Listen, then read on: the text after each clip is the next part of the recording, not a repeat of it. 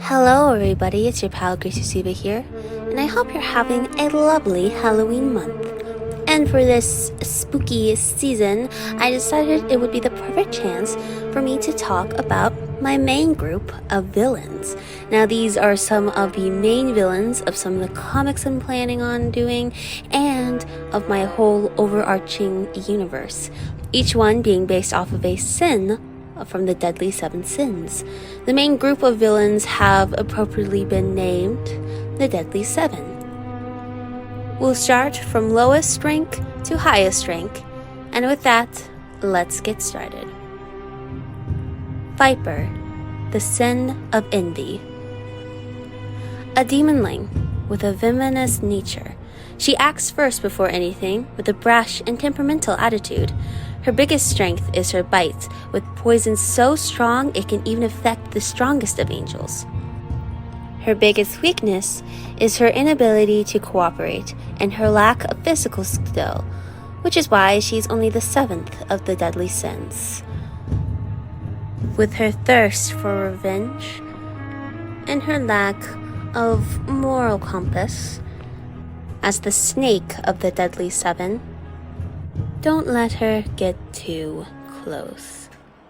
So, if all that was confusing, don't worry, because I've never talked about any of that on my channel before. So Viper is going to be one of the main villains of my story called Guardian Angels. It's a story about angels in the afterlife, and the bad guys are called demonlings, who are undead souls who made a deal with a demon in order to gain power. In Viper's case, she became a demonling as pity revenge, but I can't really talk about that too much. That's the only thing about this video, because these are villains from stories I actually plan on doing. I can't really spoil anything. One thing about the Deadly 7 is that I wanted them to all have a royal theme. However, I skipped doing that with Viper and the next villain because I had already made their designs as they would appear in their stories before joining the Deadly 7. So if it seems like Viper and the next character don't really fit in with the others, that is why. For her design, I obviously went very heavy on the snake thing. I imagine all of the demonlings having an animal theme, and snakes are generally associated with the sin of envy. I mean, it is sort of like the main symbol, at least in the Deadly 7 Sins anime, which is okay. It was interesting doing a green and red color palette with the red fade in her hair.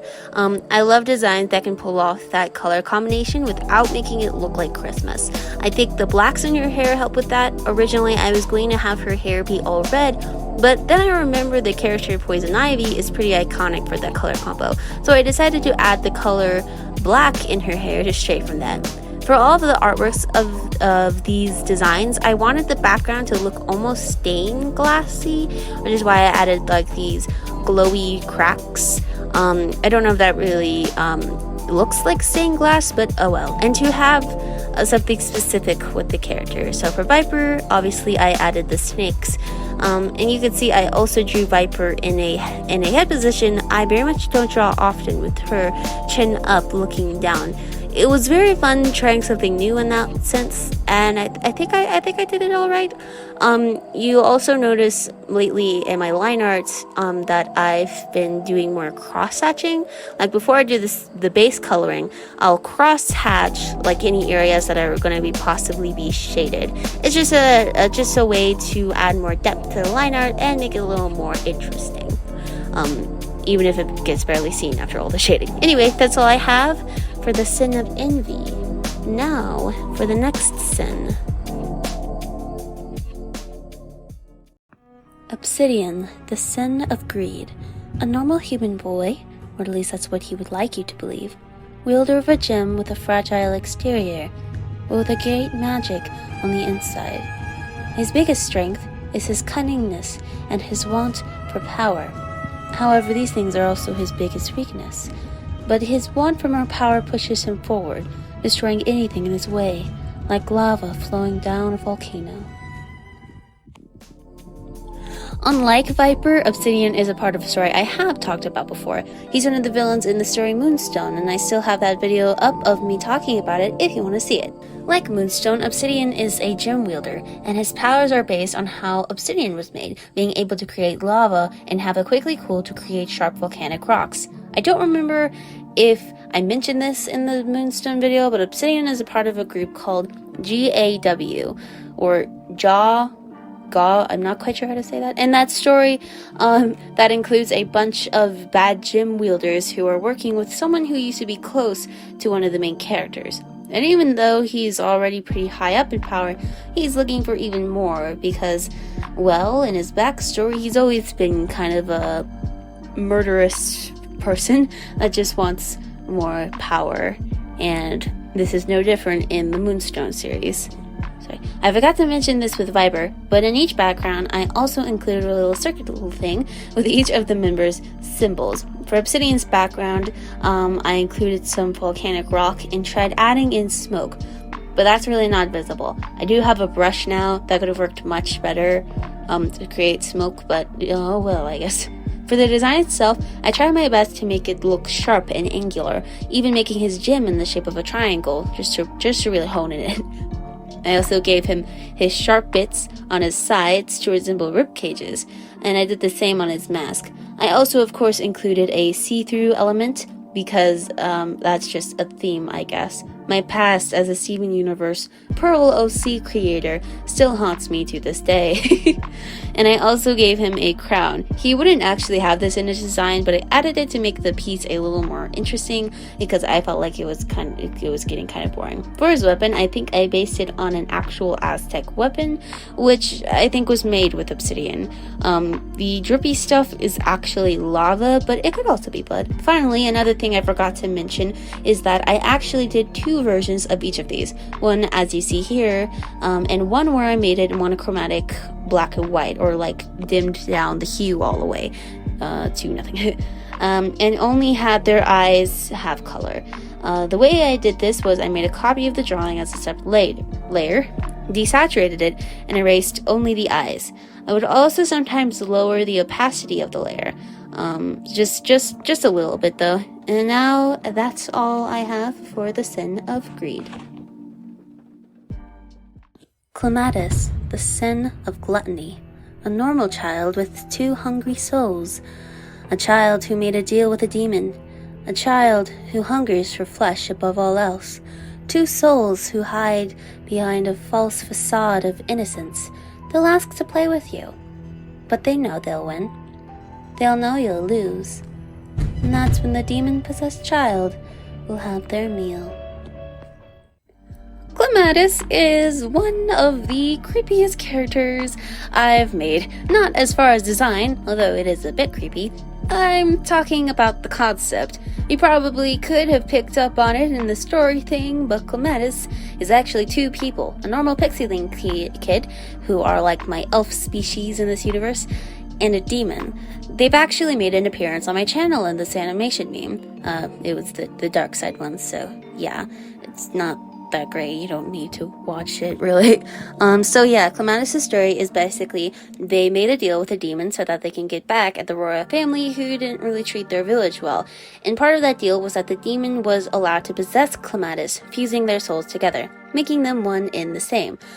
Sort of like in Chainsaw Man, which is a perfect timing to segue into something I've been thinking about for a bit now, and I need to talk about it here or else I'm gonna go crazy. So in Chainsaw Man, I've known the manga existed for a while, and I heard that they were making an anime remake of it. But something I learned recently is that I think the devils in the show, they're based off of certain fears, right? You have your chainsaw devil, which apparently fear of chainsaw is a thing. That makes sense though. Those things can be quite terrifying. But also there's like a gun devil who was born when a gun massacre happened. There's a blood devil. There's a lot of them. So what I'm saying is, since these devils are based off of certain fears, then there's probably an arachnophobia devil, right? Like a devil based on the fear of spiders. Now hear me out. If Denji was possessed by an arachnophobia devil, would he have become the next Spider-Man. I want someone to make fan art of that. I don't know if that would actually work in canon lore. I don't really know this series that well. But I want someone to make fan art of that because I'm not really engrossed that much in this fandom. So please make fan art of that. But a credit to me for that idea. I don't know. Someone might have already thought of that. But that's what I thought of. But anyway, the most creepiest part about Clematis is that they eat people. Demon Slayer style. They are the son of gluttony after all.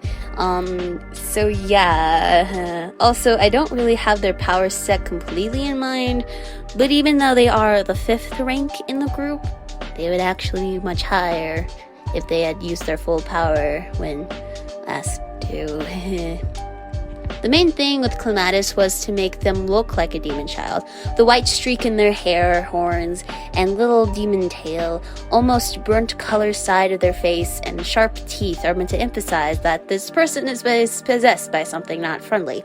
They're also actually dressed in royal-looking clothing, which I mentioned I would do at the beginning, and what the rest of the characters' themes are going to be. The main shape language I wanted for Clematis was soft but dangerous, so I used more round shapes as well as sharp shapes. If you look at their eyes, you'll notice I gave them an interesting shape as their iris, a swirly shape. This is something I give all of my demon characters, so if you want to figure out who's a demon, try looking for that shape. I also gave them purple scleras. Now, in these type of designs, usually I would tend to give them black scleras, but I decided to go purple. Part of that reason is I would think Clematis' eye color used to be purple before being possessed, and it's just to make it more interesting. One last little thing is the tail I gave them. I wanted it to almost look like a fly, as an allusion to one of the Sins of Gluttony's titles as the Lord of Flies. For the artwork, I wanted it to be really chaotic and a little glitchy. If you look closely, you might be able to see a shadowy figure by Clematis. You might be able to guess who this is. Entity, the Sin of Wrath, one of the strongest of the sins, responsible for many of the slaughters committed by the Deadly Seven. With their sword and seemingly the ability to not die, she is feared by many. Much blood has been spilt by her hands, yet no one has been able to discover her true identity. So I can't really talk about Entity that much, even though I did say that at the beginning. For Entity, there are a lot of things I can't talk about. A lot of plot twists and a lot of key elements. So that I can't really talk about her that much. But what I can say is that she is a kind of like the tank of the Deadly Seven, having the ability to create weapons out of energy. And for her, that's primarily like knife-like weapons and big cloud-like sword weapons. That's pretty much all I can say. I even had to make her design all mysterious to hide her identity. It kind of works though. It like adds to the illusion of like, ooh, no one really knows who the heck this person is, and why no one can kill her. Because no one has been able to do that. So yeah, I hope you guys don't mind that. But like I said, I gave them this hood so that their face is hidden. But her poster gave me the opportunity to show a little bit more of her design underneath. Keeping the royal theme in mind, I tried to make her look like a bodyguard, since she actually is one of the closest to the head of the Deadly Seven, and sort of does act like a bodyguard for the head. I wanted the artwork to sort of show her summoning some weapons, but I don't know if I did that too well. The weapon she's holding is her main one, which is why it's a bit more opaque than the other ones. But yeah, like I said, it's pretty hard to talk about her a lot, but I think this drawing turned out okay. Of course, there might be some elements to her design if you look closely enough that you might be able to recognize if you've been looking at my characters, but if not, that's cool too, because, you know, plot twist. Oh wow, that's going to be a big plot twist soon. And by soon, I probably not for a few years, but you know. Now, for the next sin, I can actually talk about.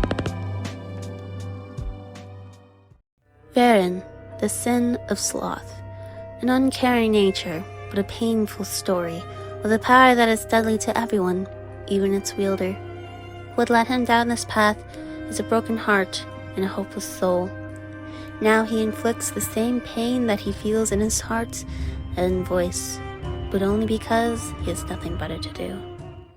Varen is interesting because I've had the idea for his concept for a long time, but his character was harder to figure out. His ability is that he's able to create deadly, thorny flowers that can entangle or stab you. These flowers come from his body and have created a less than comfortable experience. This happened when Varen one day ate a specific flower out of grief. This flower was an extremely deadly one. However, it also has the ability to give the consumer the abilities I said before if they do not die. The most deadly way to consume it is by eating it, and Varen ate it, fully expecting it to kill him, but he survived. Kind of. It gave him the abilities, but since he ate it, thorny flowers started to grow in his throat and neck. Now it hurts greatly when he talks, hence the mask. His story is pretty tragic, especially because he ate the flower due to heartbreak. This all caused him to not care about anything, which is why he became the Sin of Sloth. Varen is also an Ajoris from a project I'm working on called Haiku's Magical World, so you might see him. I intentionally made his story a bit darker than his. I mean, all of their backstories are pretty dark, but his is like, I want to say kind of more darker because, oh, there's a crow outside. Is that a crow or is that a grackle? I'm filming this and out my window there's a little crow or grackle. I don't know which one it is, but it's cool. Out of all of these, this took me the longest artwork-wise, only because his design was giving me such a hard time. I did make a quick sketch of his design beforehand, but I didn't really have a solid idea for it, and it was kind of rough, so yeah. The other things I knew I wanted were black messy hair, a mask, and neck bandages. Dazai style. Like I said, he's supposed to be an Ajoris, but I hadn't actually designed what the Ajoris looked like before this, so that's where most of the difficulty came from.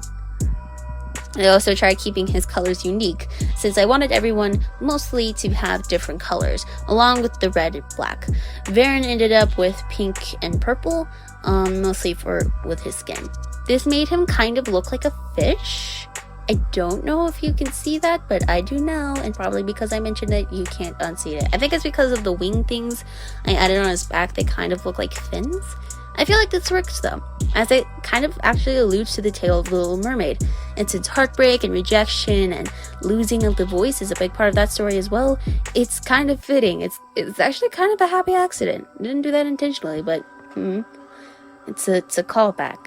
Didn't mean to make a callback, but I did, so there you go. I also tried making his outfit look disheveled, and like he didn't really bother putting it on right. Just to hammer in the sloth thing. And for the artwork, I added plenty of vines and flowers. When it comes to these backgrounds, I tend to paint in the shapes rather than outlining them, just to make things easier. And I tend to stick with the watercolor brush stuff in Clip Studio Paint to the opaque, transparent, dense, normal watercolor brush. Those brushes, I like working with those. So yeah, that was a lot. But I think that's all for this one. Xander, the Sin of Lust, also known as Shard. Insanity has consumed this Astroborn's mind beyond repair. His desire and lust for blood has led to him being a prolific killer, so prolific that he's the second in rank among the deadly. Above all, he lusts for blood, revenge, and passion, of course. So yeah, Xander is a homicidal maniac, and no, you may not date him. Of course, you can say the same for the rest of the characters, but Xander's got the least amount of screws tightened in his mind, let's say. He lost his sanity in his backstory, and although I don't have it fully fleshed out, here's what I have. Xander is an Astroborn. And if you've been on this channel or have read my comic, Mysteries of Hysteria, you might know what that is. They have the ability to teleport, use telekinesis or telepathy, And Xander was an Astroborn royal and has the ability to teleport and use telepathy. He was in love with someone, but they were one day taken from him. Distraught at this, he ran away and ended up in the void. Don't ask how, cause I'm not quite sure how. After he ended up there, he couldn't escape. He eventually ended up staying there for almost 100 years, and even though his body wasn't too affected, his mind definitely was, as the void works very differently. One day, the head of the Deadly Seven got him out of there, and when he realized how long it had been, he finally broke. And that's how we get the Xander that we know now. Soon after, he joined the Deadly Seven as one of the first members. His main goal is to take down the Astroborn royalty, since he blames them for the loss of his lover, and he's also just generally lustful for blood. His teleportation is something I've been playing around with for a while, but I think the best way I can explain it is that he's able to travel through reflections, hence the whole mirror thing. Xander was also in the Dark Side animation meme that Clematis was in. I imagine Clematis kind of looks up to him as a friend, like, hey, you're psycho like me, let's go kill some people, I guess. Yeah. Now, shortly after I made this drawing, I did change his hairstyle to something I like better. So yeah, his hairstyle here probably won't be his canon one anymore, but oh well.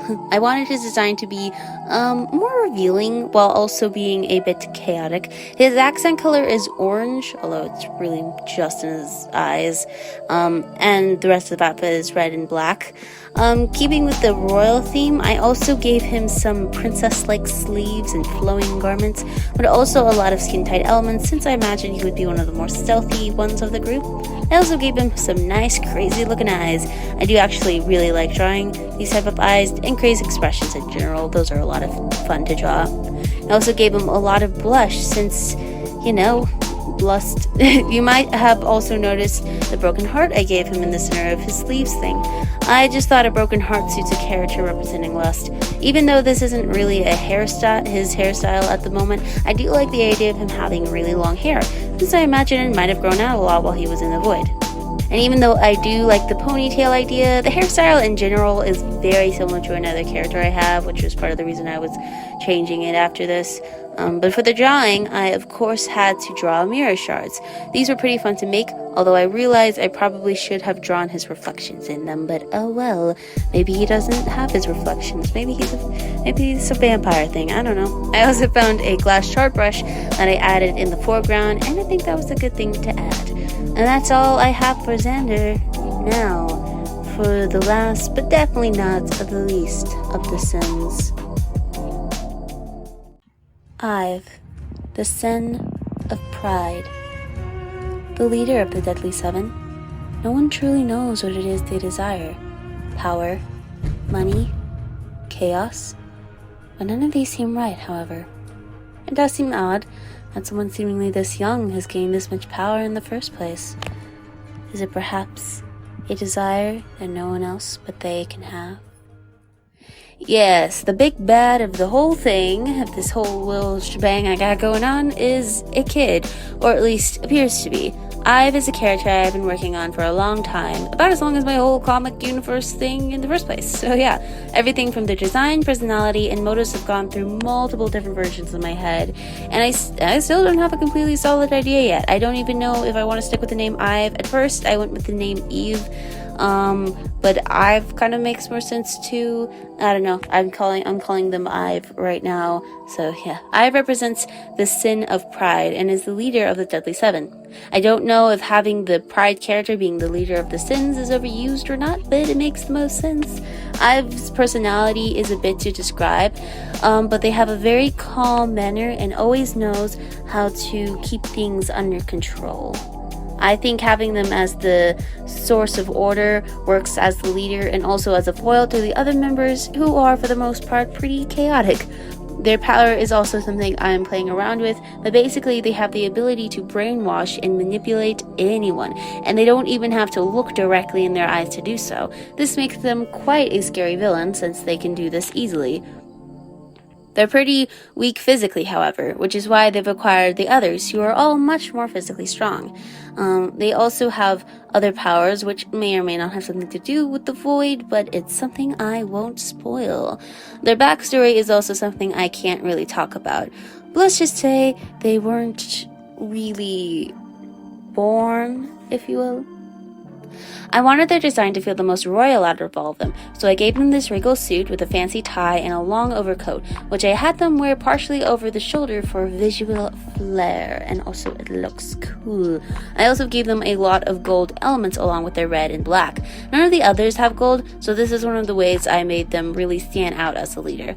Overall, I just wanted their outfit to look almost like a Victorian businessman prince. I also like the idea of giving them short, fluffy hair to add to the idea of them looking young, and their hair color being dark red that fades into bright and then a light red. That transition kind of got lost in the shading, but it's there. You might also notice that I made their eyes 2 different colors. Their eyes are actually both black, but turn red when using their powers. You might also notice that the side of their face looks a bit different. This has to do with their void powers, but again, I won't talk too much about those. And as for the background, I decided to take an element from each member and put it into this. Xander's mirrors, Entity's swords, Baron's vines, etc. I also included Obsidian's crown, which was totally intentional. I totally just did not forget that I also gave Obsidian a crown and decided to give E.V.A a crown as well. It was totally intentional. I've just snatched Obsidian's crown. It was like, you can't have a crown, you're only the 6th ranked member. Go back, go to your room. Anyway, with that, let's have a look at the whole team.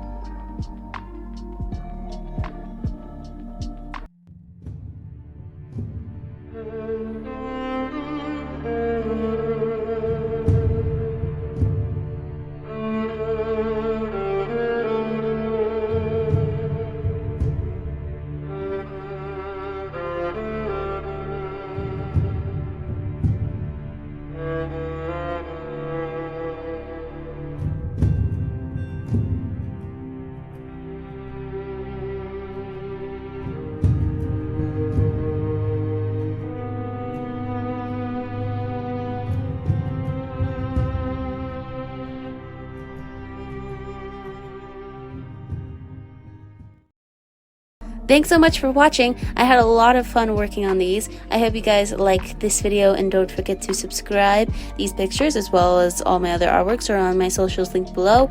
I have my 2 comics on my Webtoon, so be sure to check those out. And I'll see you all in the next video. Bye!